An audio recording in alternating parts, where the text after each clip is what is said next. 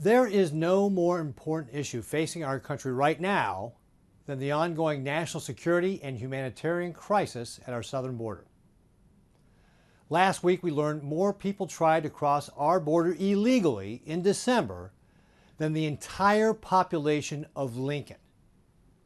There were over 302,000 border encounters in December, the highest month ever recorded. Customs and Border Protection also arrested 19 people on the FBI's terror watch list in December. That brings the total number of such encounters to 50 just since October. That number used to be in single digits for an entire year. The Biden administration is refusing to enforce immigration laws. It's also overreaching its authority to allow more illegal immigrants into this country. The most shocking example of this is the Biden administration's abuse of parole authority. Under the Immigration and Nationality Act, parole should only be granted on a case-by-case basis for urgent humanitarian need or significant public benefit.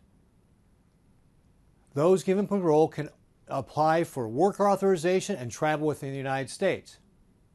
Now, let me put this in perspective.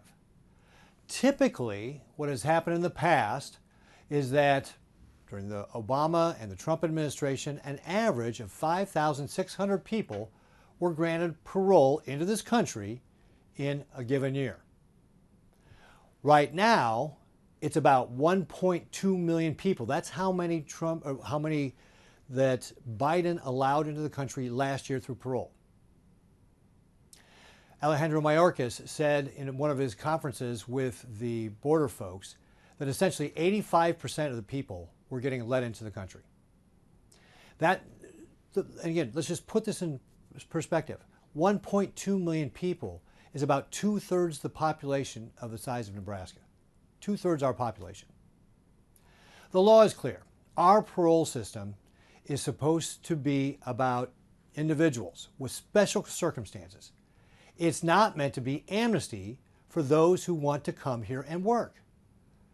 President Biden is handing out parole like Halloween candy, giving it to 85% of the people who knock on our door. This is a clear abuse of parole authority. It must stop. The federal government has a fundamental responsibility to secure our border. Joe Biden's unprecedented abuse of parole authority is a fundamental driver of the national security and humanitarian crisis that's happening right now at our southern border. If we are going to make progress in securing our border, ending these abuses must be part of any border deal.